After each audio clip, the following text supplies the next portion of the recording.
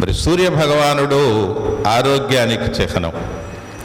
సూర్యుని రథాలు, రథానికి ఒకటే చక్రం, మామూలు రథాలలాగా 2 కానీ 4 కానీ ఉండవు. అలాగే సప్తాశ్వ రథాలు అంటారు, 7 గుర్రాలను లాగుతూ ఉంటాయని. పేరుకేడే కానీ 7 వర్ణాల కలయిక ఒకే విధంగా ఎలా ఉంటుందో 7 గుర్రాలు కలిపి ఒకటిగానే కనిపిస్తుందట. అది రథసప్తమి యొక్క విశిష్టత. అందుకనే మన వాళ్ళు చూడండి, ఆడవాళ్ళు ఈ సంక్రాంతి సమయంలో రథం ముగ్గేస్తూ ఉంటారు. ఈ రథం ముగ్గేస్తూ వేస్తూ, అమ్మ మీలాంటి వాళ్ళే గమనించాల, పెద్ద ముగ్గేసి చివరకు ఒక దారంలాగా దూరంగా తీసుకెళ్ళి ఆపుతారు. ఒక గీతే, దాని అర్థం అది. మొత్తం అంతా కూడా ఆ గీతలో ఉన్నది. అది రథసప్తమి యొక్క విశిష్టత. ఈ రథసప్తమి రోజు మీ కుటుంబాలన్నీ కూడా మంచి ఆరోగ్యంతో ఉండాలా. ఆరోగ్యమే మహాభాగ్యం. కాబట్టి ఇక ఆరోగ్యాన్ని గురించి అంతకన్నా మించి ఇంకొకటి లేదు. ఈ రోజున మా మిత్రుడు వచ్చున్నాడు, పరిచయం చేస్తాను. నేను దాదాపుగా నా సొంత పని అయితే ఫోన్ చేసేవాడిని కాదు. మంచి ఆరోగ్యం కలగాల, చాలా బాగుండాలా, కలకాలం ఉండాలా, మనతో కలిసి ఉండాలనేటువంటి సత్సంకల్పంతో ఈ దేవాలయానికి రమ్మని రప్పించాను. స్వామివారు తప్పనిసరిగా మా శ్రీనివాసుకు కూడా అనుగ్రహం కలగజేస్తాడు. ఇక ఈరోజు ఉన్నటువంటి మరొక చిన్న విషయం, గుడికి వచ్చేటప్పుడు లేదు ఇటువంటి దివ్య మందిరానికి వచ్చేటప్పుడు మనస్ఫూర్తిగా రావాల, హృదయపూర్వకంగా రావాల, ఇష్టంగా రావాలి, ప్రేమగా రావాలి, భక్తిగా రావాల. అలా వస్తేనే ఆ ఫలితం, ఫలం, పుణ్యం అన్నీ దక్కుతాయి. ఈ మధ్య మా మిత్రుడు ఒక ఆయన ఒక అమ్మవారికి ఒక ఫంక్షన్ చేశాడు. ఫంక్షన్ చేసి ఏదో ఆ అమ్మవారికి బలి అలాంటివన్నీ ఇచ్చుకుంటా వెళితే ఆ ఫంక్షన్కి మరొక 2 మిత్రులు వెళ్ళారు. వాళ్ళ సంభాషణ ఎలా ఉందంటే, ఏం వెళ్తామయ్యా అంత దూరం, ఏం వెళ్ళలేం కదా అని ఒక ఆయన అన్నాడు. ఇంకో ఆయన అన్నాడు, వెళదాంలే, ఏమని చక్కగా మంచి ఎన్వి అది పెడతారు, అమ్మవారిని చూసి రావచ్చు. అది కూడా కాకుండా మీ పిల్లలు మా పిల్లలు ఇంకా సెటిల్ అవ్వలేదు కదా, వెళ్ళి అమ్మవారికి వద్దాం, నమస్కారం పెట్టుకొద్దాం, పోయేదేముంది. అలా మాట్లాడొచ్చా? అమ్మ దగ్గర అమ్మవారి గురించి అలా మాట్లాడితే అది తెలియకుండా ఇంకా మహాపాపం చేసినట్లు కాదా? మీ పిల్లలు మా పిల్లలు ఇంకా సెటిల్ అవ్వలేదు కదా, ఎల్లో దండం పెట్టుకొద్దాం అంటావా? దండం పెట్టుకొస్తేనే పనులు అయిపోతే ఇక అందరూ విజయవాడలో ఉన్న వాళ్ళందరూ ఉదయమే లేచి గుడికి వచ్చేసి దండం పెట్టుకుంటారు కదా. హృదయం ఉండాల, మనసు ఉండాల. కాబట్టి ఇటువంటి పవిత్ర మందిరానికి వచ్చేటప్పుడు చాలా పవిత్రంగా, చాలా భక్తిగా రావాల్సిన అవసరం ఉన్నది. ఇక స్వామివారు ఎంత గొప్పవాళ్ళో మీకు చెప్పబోతున్నాను.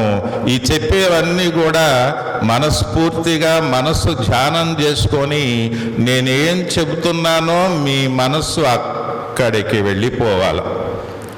అది బాగా గుర్తుపెట్టుకోండి. ఇక మరొక విషయం ఏమిటంటే, రథసప్తమి రోజు మరొక విశేషం స్వామివారి యొక్క ఆదేశానుసారం మీకు ఈరోజు చెప్తున్నటువంటి మాట, ఈ దివ్య మందిరంలో అన్నదానం నిమిత్తం మనకు తిరుమలలో ఎలా తులాభారం ఉంటుందో అదేవిధంగా ఇక్కడ కూడా ఎవరి బరువు తగ్గట్టుగా ఆ బరువుకు అనుగుణంగా బియ్యాన్ని స్వామివారి అన్నదాన పథకానికి మీరు ఇచ్చి రసీదు పొందొచ్చు. అక్కడ ఉంచండి. మరి అది చాలా గొప్ప విషయం అండి, గుర్తుపెట్టుకోవాలి. స్వామివారి యొక్క అనుజ్ఞ. మనం తులాభారం అన్నదానానికి ఇక ఏదో ఇందాక నేను చెప్తేనే మా మిత్రులిద్దరు ఇలా అనుకుంటూ వెళ్ళారని, ఏముంది పిల్లలు సెటిల్ అవ్వలేదు కదా గుడికి వెళ్దాంలే. పిల్లలు సెటిల్ అవ్వకపోతే నాకు అది చాలా బాధ కలిగింది. వీళ్ళ దరిద్రం ఇంకా పోలేదన్నమాట అని. అలాగే మరి చక్కటి తులాభారం, మన బరువు ఎంత ఉంటే అంత, 30 కేజీలు అయితే 30 కేజీలు, చిన్న పిల్లల పేరిద్దామనుకుంటే 10 కేజీలు అయితే 10 కేజీలు, 15 అయితే 15, ఆ బరువును బట్టి ఆ బియ్యాన్ని తులాభారంగా అన్నదానానికి ఇచ్చి రసీదు పొంది మరి చక్కటి పుణ్యాన్ని పొందవలసిందిగా కోరుతూ ఉన్నాను. అది ఒక విషయం. ఇక ఇప్పుడు ఒక్క 10 నిమిషాలు ప్రతి ఒక్కళ్ళు కూడా నేనేం చెప్తున్నానో, శరీరం ఇక్కడే ఉంటుంది మీది, మీ మనసు నేను చెప్పిన చోటకి నేను వద్దన్నా వెళుతుంది.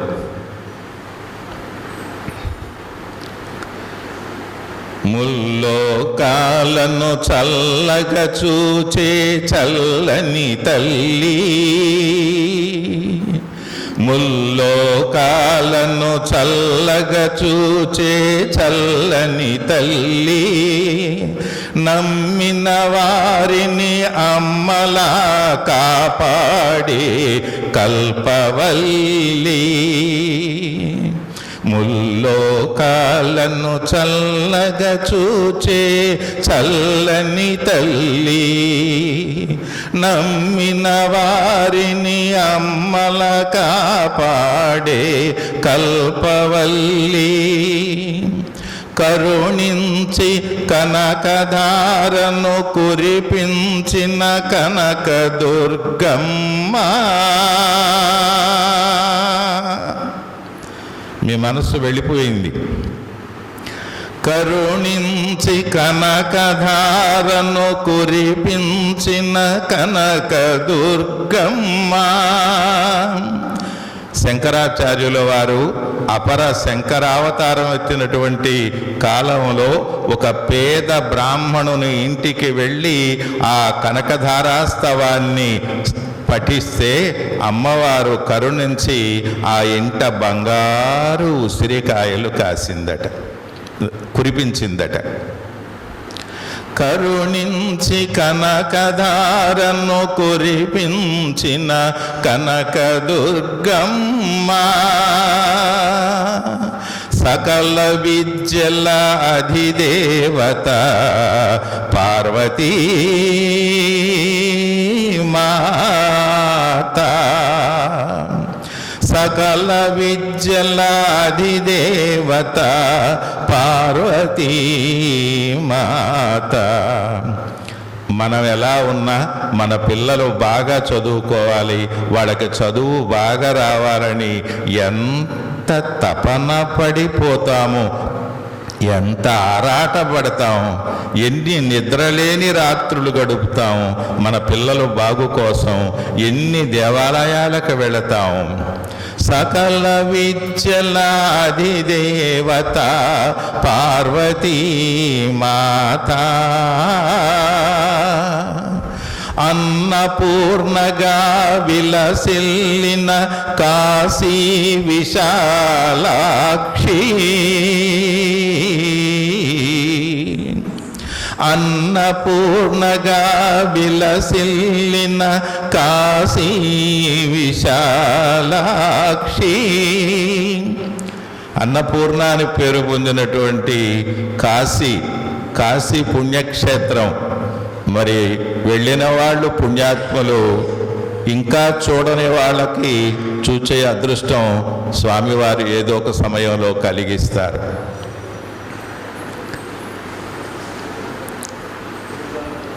సర్వదోష నివారణ శ్రీశైల మల్లికార్జున, సర్వదోష నివారణ శ్రీశైల మల్లికార్జున. మహాశివుని ఆ శివనామములోనే గొప్పతనం ఉంది.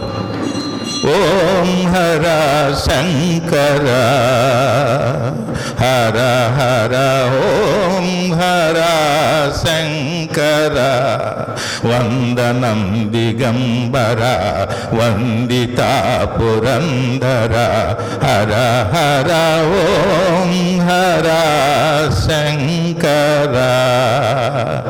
ఎంత మధురమైన నామం అది. అన్ని దోషాలు పోతాయట.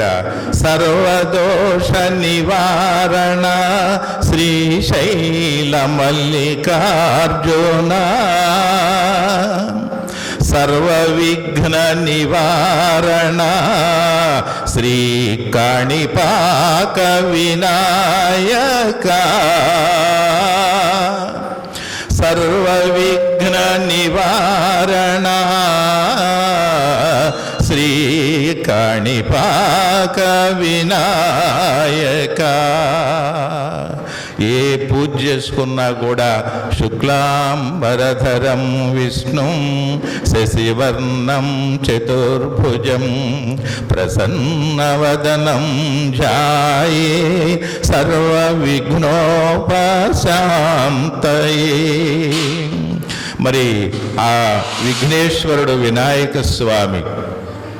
మరి చూడండి, అమ్మవారు ఆలయాలకు వెళ్ళాం, అయ్యవారు ఉన్నటువంటి శ్రీశైలం వెళ్ళాం, విఘ్నరాజు కాణిపాకం వెళ్ళాం, వెళదాం ఇంకా.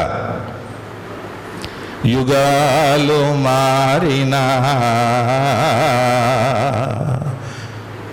యుగాలు మారినా శ్రీరామాని మొదలు పెట్టక, శ్రీరామాని మొదట వ్రాయని శుభకార్యమే లేదు ఈ జగానా. యుగాలు మారిపోయాయి. ఏ శుభకార్యమైనా, ఏ నూతన గృహమైనా, ఏ గృహప్రవేశమైనా, ఏ దస్త్రమైనా, ఏ వ్యాపారైనా మొట్టమొదట శ్రీరామ అని రాయకుండా ఏ పని లేదే. యుగాలు మారిపోయాయి కదా. యుగాలు మారినా శ్రీరామాని మొదట వ్రాయని శుభకార్యమే ఈ జగాన లేదు. ఈ లోకంలో ఒక్క శుభకార్యం కూడా లేదు. ఆదర్శ జీవన విధాత పరంధామా, ఆదర్శ జీవనం అంటే శ్రీరాముని యొక్క జీవనమే. రామాయణం చదువుకుంటే మన జీవితం ధన్యం అవుతుందట. ఆదర్శ జీవన విధాత పరంధామా శ్రీరామదాసు నిర్మిత భద్రాచల శ్రీరామచంద్ర ప్రభో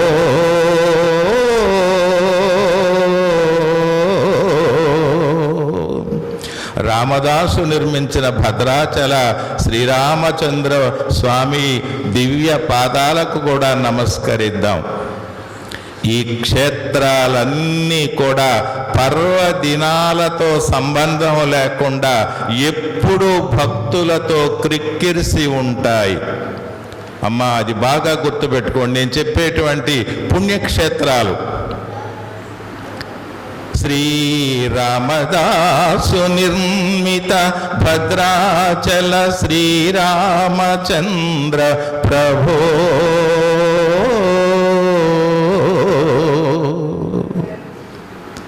మరి ఎక్కడ రాముడుంటే యత్ర యత్ర రఘునాథ కీర్తనం తత్ర తత్ర కృతమస్తకాంజలిం యత్ర యత్ర రఘునాథ కీర్తనం తత్ర తత్ర కృతమస్తకాంజలిం సంకల్పానికి సాకారం సద్భక్తికి తార్కాణం అభయభక్త వీరాంజనేయ.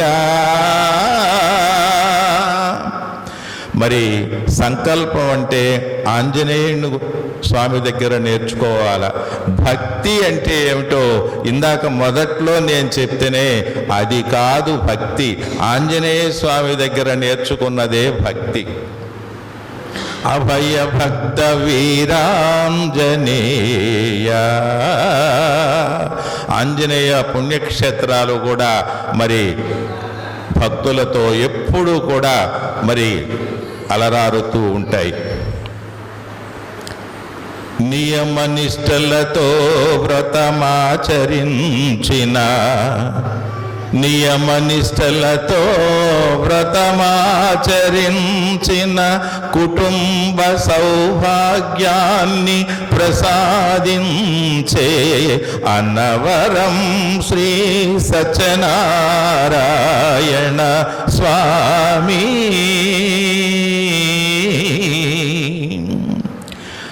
ఎప్పుడైనా వివాహం అయిన తర్వాత ఖచ్చితంగా స్వామివారి వ్రతం నోస్తారు.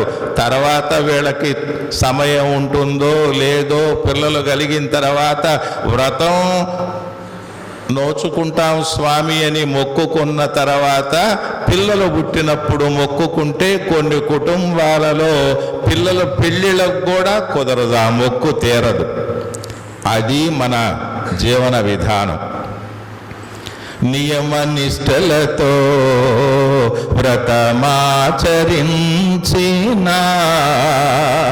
కుటుంబ సౌభాగ్యాన్ని ప్రసాదించే అన్నవరం శ్రీ సత్యనారాయణ స్వామి.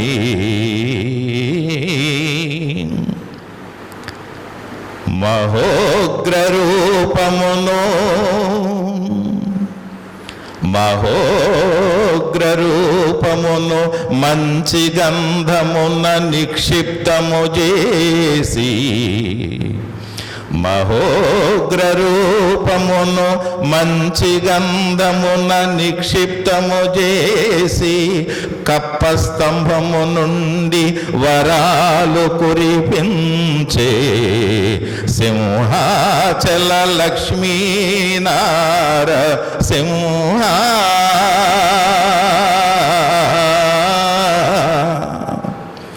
ఎంత అద్భుతం అండి ఈ దేవాలయాలన్నీ. ఎక్కడన్నా ఖాళీగా ఉండే దేవాలయాలేనా ఇవి? మహోగ్రరూపమును మంచి గంధమున నిక్షిప్తము చేసి కప్పస్తంభము నుండి వరాలు కురిపించే సింహాచల లక్ష్మీ నారసింహ. ఆ స్వామివారు మంచి గంధంలో నిక్షిప్తమై ఉంటే కప్పస్తంభాన్ని మనం కౌగిలించుకొని నమస్కారం చేస్తే వరాలు కురిపించేటువంటి లక్ష్మీ నరసింహం. ఇంకా కఠినాతి కఠినమైన నియమాలతో, నేను ఒక మాట అనగానే మీకు స్ఫురణకి వెళ్ళిపోతూ ఉండాల. కఠినాతి కఠినమైన నియమాలతో నామస్మరణే దప్ప మరో ధ్యాసలేక. కఠినాతి కఠినమైన కడు నియమాలతో నామస్మరణే తప్ప మరో ధ్యాసలేక. ఇరుముళ్ళతో ఇరుకుదారుల కొండల్లో, ఇరుముళ్ళతో ఇరుకుదారుల కొండల్లో భూనభోంతరాళం శరణు ఘోష ప్రతిధ్వనించగా. భూనభోంతరాళం శరణు ఘోష ప్రతిధ్వనించగా. స్వామి శరణం అయ్యప్ప శరణం, స్వామి శరణం అయ్యప్ప శరణం. స్వామియే అయ్యప్ప, స్వామి శరణం అయ్యప్ప శరణం. ఇక పెద్ద స్వామి మిగిలి ఉన్నారు. కలియుగాన గోవిందనామము,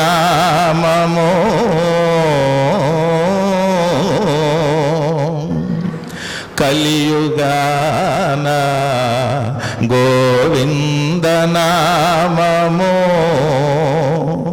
కమనీయము కడురమణీయము. కలియుగాన గోవిందనామము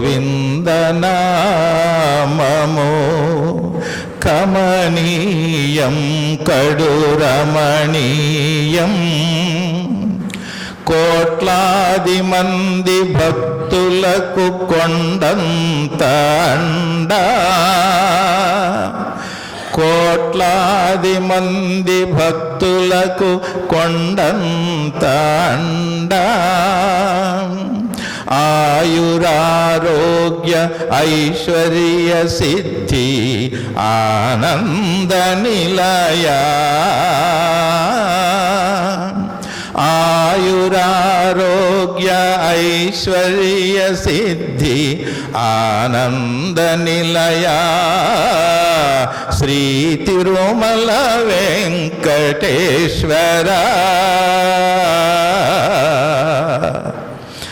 ఆనంద నిలయ శ్రీ తిరుమల వెంకటేశ్వర.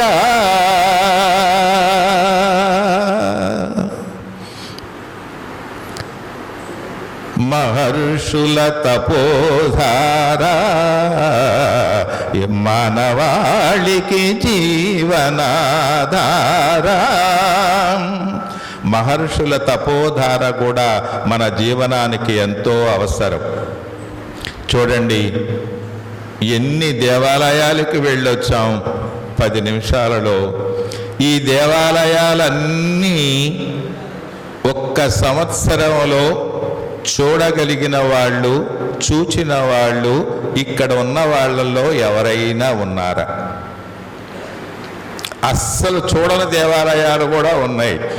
నేనైతే కాశీ వెళ్ళలేదు, ఇప్పుడు అనుకోవటమే. శబరిమల వెళ్ళలేదు నా జీవితంలో. మిగతావన్నీ వెళ్ళాను. ఎప్పుడో 5 సంవత్సరాలకు ఒకటి, 10 సంవత్సరాలకు ఒకటి, సందర్భాన్ని బట్టి ఇవన్నీ చూసేటప్పటికి మన జీవితం చివరకు వచ్చేసాం. ఇవన్నీ చూసేటప్పటికి కానీ ఈ చెప్పిన దేవతామూర్తుల యొక్క మహిమ, శక్తి, ఆ వరసిద్ధి ఇవన్నీ కూడా మహాద్భుతమైనటువంటివి. సకల సర్వదేవతల సకల మహర్షుల అంశతో, సర్వదేవతల అంశతో, సకల మహర్షుల ఆశీర్వచనములతో. అమ్మా జాగ్రత్తగా వినండి, ఇప్పటిదాకా విన్నదంతా సర్వదేవతల అంశతో, సకల మహర్షుల ఆశీర్వచనాలతో, వెంకయ్య పేరుతో అవధూతగా అవతరించిన పరమాత్మ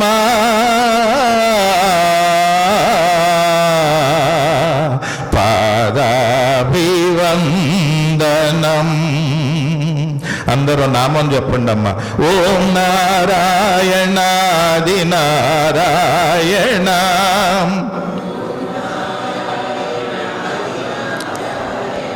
స్వామి సర్వదేవతల అంశతో జన్మించిన అవధూత, సకల మహర్షుల ఆశీర్వచనములతో జన్మించిన అవధూత. ఆయన సూక్ష్మ రూపంలో చూస్తూ ఉంటారు. ఇప్పుడు ఇందాక అనుకున్నాం, మనం శబరిమల వెళ్ళలేదు, వెంకయ్య స్వామి దగ్గరికి వచ్చి నమస్కారం చేస్తే వెళ్ళినంత పుణ్యం. కాశీ వెళ్ళలేదు, స్వామి అని మొక్కుకుంటే వెళ్ళినట్టే. కాబట్టి అంత మహాశక్తి సంపన్నుడైనటువంటి వెంకయ్య స్వామి మందిరానికి రావాలంటే పుణ్యం చేసుకొని ఉండాలా, అదృష్టం ఉండాలా, గత జన్మలో ఆ యోగం ఉండాలా, ఈ జన్మలో మన కష్టాలు తీరబోయే సమయం వచ్చి ఉండాలా. అలా అయితేనే ఇక్కడికి రావటం కుదురుతుంది. కాబట్టి నామం చాలా మధురంగా చెప్పండి, మనసులో నుంచి చెప్పండి, హృదయపూర్వకంగా చెప్పండి. మీ నామం స్వామివారు వినేటట్టుగా చెప్పండి. ఓం నారాయణాది నారాయణ.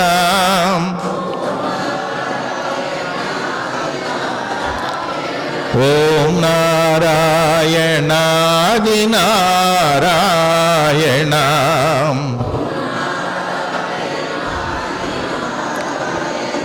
ఓం నారాయణాది నారాయణ.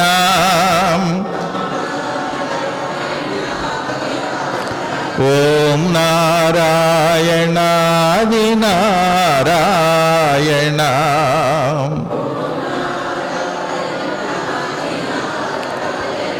స్వామి నామం స్మరించటం అంటే అది మనలో ఉన్న రుగ్మతలు, మనలో ఉన్నటువంటి ఆ దుష్ట శక్తులు, ఆ దుష్ట శక్తులకు సంబంధించినటువంటి ఆ జాడ్యాలు ఇవన్నీ కూడా మన శరీరం నుండి మటుమాయమైపోతాయి.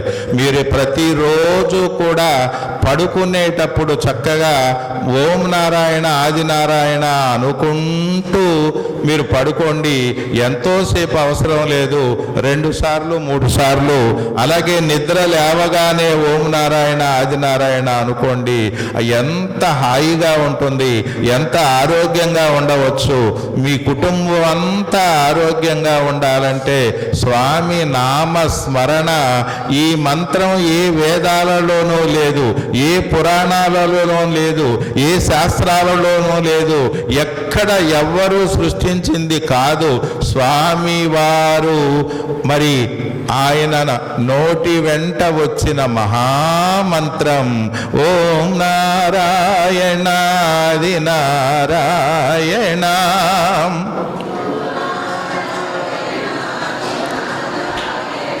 ఈ అక్షరాలలో ప్రతి అక్షరం కూడా మహిమ కలిగినటువంటిదే, ప్రతి అక్షరం కూడా శక్తి కలిగినటువంటిదే, ప్రతి అక్షరం కూడా మంత్రపూతమైనటువంటిదే.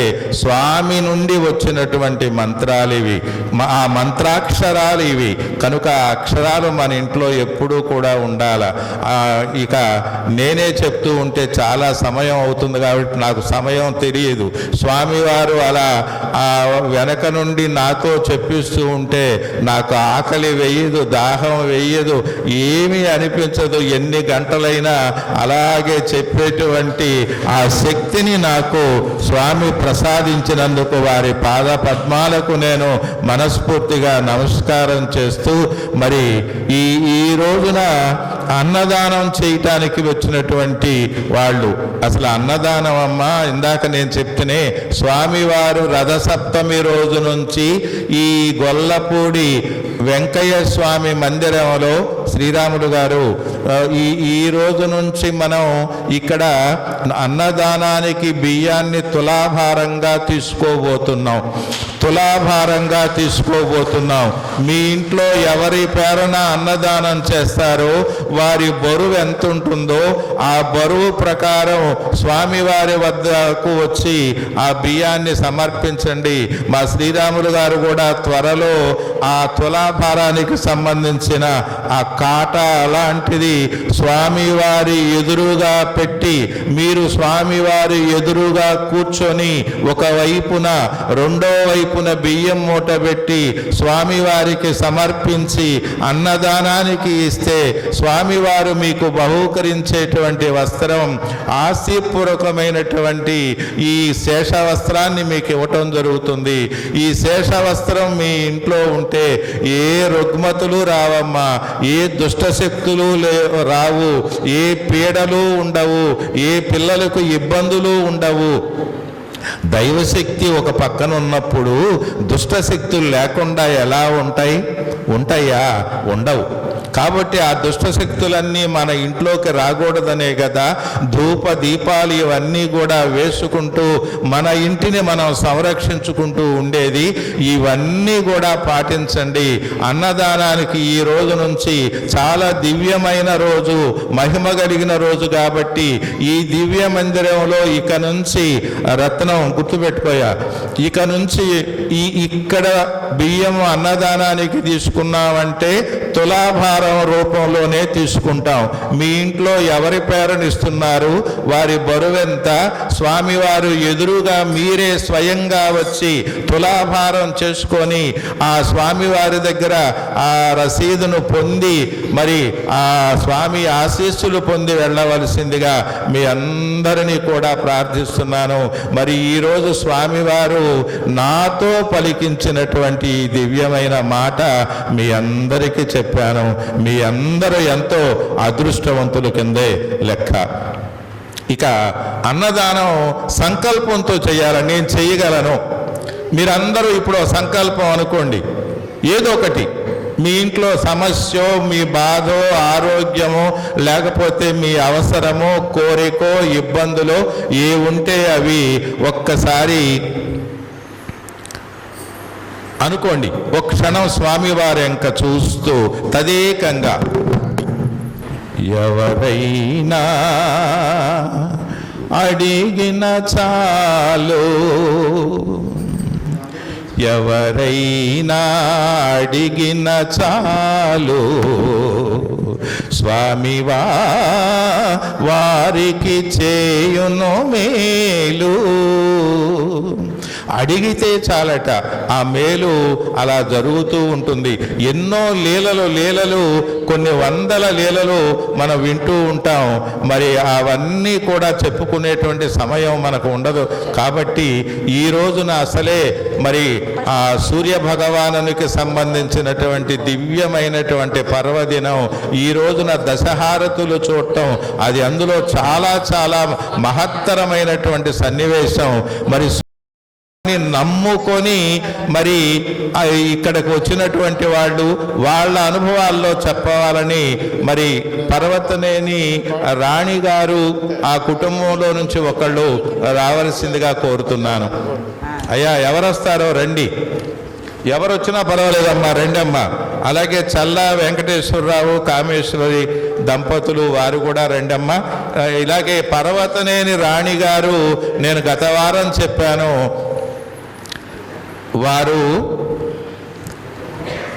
వారి మాటల్లో విందామండి, చాలా ఆనందంగా ఉంటుంది వారి మాటల్లో వింటే. ఇక్కడ నేను 2 మాటలు చెప్పి వీరికి ఇస్తాను, నాకు తెలిసినంత వరకమ్మా. అమ్మ జాగ్రత్తగా వినండి. డిసెంబర్ 31 శనివారం నాడు వీరి బంధువు నా మిత్రుడు నాకు చెప్పిన మాట, రాణిగారు నాకు తెలియదు, ఇవాళే చూసింది, ఇవాళ వస్తారని చెప్పారు. మీరు కూడా స్వామి అనుగ్రహం పొందిన ఆమెను చూడండి.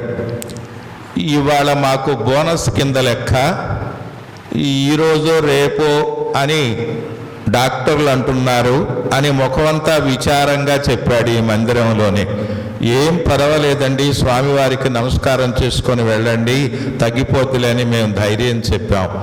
ఇప్పుడు ఆ స్థితి నుండి తగ్గి ఇంటికి వెళ్ళి ఆమె పనులు ఆమె చేసుకుంటూ మెట్లెక్కి స్వామి పూజ చేసుకొని స్వామి చెంతన నిలబడ్డ రాణి గారిని మనం అందరం కూడా ఒక్కసారి మరందరం కూడా ఆమెకు ఉత్సాహాన్ని కలిగిద్దాం. ఇది స్వామి లీల అంటే, ఈ లీలలు మనకి ఎక్కడ దొరుకుతాయి? ఆ లీలలో ఆమె ద్వారాగా విందాం. అమ్మ మీరు చెప్పండి అమ్మ. నేను ఇంత ముందర కూడా వచ్చానండి ఇక్కడికి, చాలా భక్తితో వచ్చాను. అంటే తను బాగా అయితే మేము తప్పకుండా ఇక్కడ తీసుకురావాలనుకున్నాం, అలాగే తీసుకొచ్చాం. అలాగే హాస్పిటల్ నుంచి బయటికి వచ్చింది. చాలా చాలా సంతోషం. ఇలా హాస్పిటల్లో ఉండి బెడ్ మీద కదలలేని స్థితిలో నుంచి స్వామివారు తన ముందర నించోబెట్టారు. అది ఇందాక నేను సర్వదేవతల అంశతో అవతరించిన స్వామి అని ఎందుకన్నానంటే అది గురువుగారు రంగయ్య మాస్టర్ చేతుల మీదుగా చల్లా వెంకటేశ్వరరావు దంపతులు వారికి ఈ రోజున అన్నదానం చేసేటువంటి వాళ్ళల్లో వారు కూడా ఒకళ్ళు. వారికి శేషవస్త్రాన్ని అందజేస్తున్నారు. ఇది చాలా మహిమ కలిగినటువంటి శేషవస్త్రం. మీ ప్రతి ఇంట్లో కూడా మీరు పడుకునేటప్పుడు మీ దిండు కింద పెట్టుకొని ఓం నారాయణ ఆదినారాయణ అనుకుంటూ ఉండండి. ఎటువంటి మీకు ఇబ్బందులు, పీడకలలు, అనారోగ్య సమస్యలు ఈ 2 రాకుండా ఉంటే చాలు కదా ఇంట్లో, ఇంకేం కావాలి? స్వామివారి దగ్గరకు వచ్చి నాతో చెప్పినటువంటి వాళ్ళు ఒక చిన్న సమస్య చెప్తారు మీకు. మాటే సమస్య అంతా చెబితే చాలా సమయం అవుతుంది. మాస్టారు పడుకుంటే నిద్ర పట్టడం లేదండి అని అడిగిన వాళ్ళు ఉన్నారు నన్ను ఎంతోమంది. ఇది వినటానికి నవ్వు తెప్పిస్తుంది కానీ చాలా భయంకరమైన సమస్య. పడుకుంటే నిద్ర పట్టకపోతే తెల్లవారులు మెలుకుతూ ఉంటే తెల్లారిన తర్వాత బతుకు సగం తెల్లారిపోద్ది. ఇంకా నిద్రపోకుండా ఉంటే ఇంకేమిటి, అన్ని రోగాలు వచ్చేస్తాయి. అటువంటిది వాటికి కూడా స్వామి ఏ విధంగా సమాధానం చెప్తారో, స్వామి జీవించి ఉన్నప్పుడు వారి నేత్రాలతో చూచిన పుణ్యాత్ములు, అదృష్టవంతులు శ్రీ రంగయ్య మాస్టారు దాదాపుగా 79 సంవత్సరాల వయసులో ఉండి కూడా స్వామి నామం, స్వామి భజనకు వస్తున్నటువంటి రంగయ్య మాస్టారు వీరు వెంకయ్య స్వామిని కళ్ళతో చూసిన అదృష్టశాలి. మా గురువు గారు స్వామిని గురించి వారు కళ్ళతో చూసినటువంటివి, మీరు కానీ నేను కానీ కళ్ళతో చూసినవి కాదు. గొల్లపూడి వైకుంఠ దర్శనం. ఇది ఎప్పుడో నేను చెప్పాను. ఏమని చెప్పాను అంటే, స్వామివారు మహాసమాధి పొందారు. మహాసమాధి పొందిన మహాపుణ్యక్షేత్రం, మహాసమాధి పొందారు. మీ కళ్ళతో మీరు కూడా చూచి రావాలా. మా కళ్ళ ముందు ఎప్పుడు స్వామివారి సమాధి కనిపిస్తూ ఉంటుంది. మా శ్రీనివాస్ కూడా నాకు చూపించాడు. మహాసమాధి పొందిన మహాపుణ్యక్షేత్రం గొలగమూడి మరో దక్షిణ కైలాసం. గొలగమూడి మరో దక్షిణ కైలాసం అట. మహాసమాధి పొందిన మహాపుణ్యక్షేత్రం గొలగమూడి మరో దక్షిణ కైలాసం. శ్రీరాములు నిర్మించిన దివ్య మందిరం. శ్రీరాముడు గారు భక్తులకి ఇది ఎవరు నిర్మించారో ఒక్కసారి 2 అడుగులు ఇలా వచ్చి స్వామివారికి నమస్కారం చేసుకొని వెళ్ళండి చాలు. ఆ వీడియోలో ఒకసారి కనిపిస్తారు. శ్రీరాములు నిర్మించిన దివ్య మందిరం గొల్లపూడి వైకుంఠ దర్శనం. గొల్లపూడి వాసులు ఎన్ని జన్మలు చేసుకుంటే వైకుంఠం మీ చెంతకు వచ్చింది. ఈరోజు అన్నదానం ఒకళ్ళు భవానీపురం నుంచి చేస్తే ఒకళ్ళు ఈడ్పుగల్లులో నుండి చేశారు. ఎక్కడ భవానీపురం, ఎక్కడ ఈడ్పుగల్లు? శ్రీరాములు నిర్మించిన దివ్య మందిరం గొల్లపూడి వైకుంఠ దర్శనం. ఇది వైకుంఠ దర్శనం. ప్రతి వారం కూడా దినదిన ప్రవర్ధమానమవుతూ స్వామి యొక్క మహిమలు అనేక ప్రాంతాలకు ప్రసరింపజేస్తూ ఈ ప్రాంతం ఇప్పటికే వెలుగులు జిమ్ముతూ ప్రకాశిస్తూ ఉన్నది. ఈ గొల్లపూడి ప్రాంతం ఒకప్పుడు ఈ ప్రాంతంలో ఏమీ లేదు, తుమ్మలు దుబ్బలు తప్ప. గురువుగారు రండి. గురువుగారు నమస్కరిస్తూ ఒక్క 2 నిమిషాలు మాత్రం మాట్లాడతాను వెంకయ్య స్వామి గురించి. ఇక్కడికి రావటమే పూర్వజన్మ సుకృతము, ఎన్నో జన్మల పుణ్యఫలము. వెంకయ్య స్వామి ఎవరు అని చాలామంది నా స్నేహితుల్ని ప్రశ్నించారట.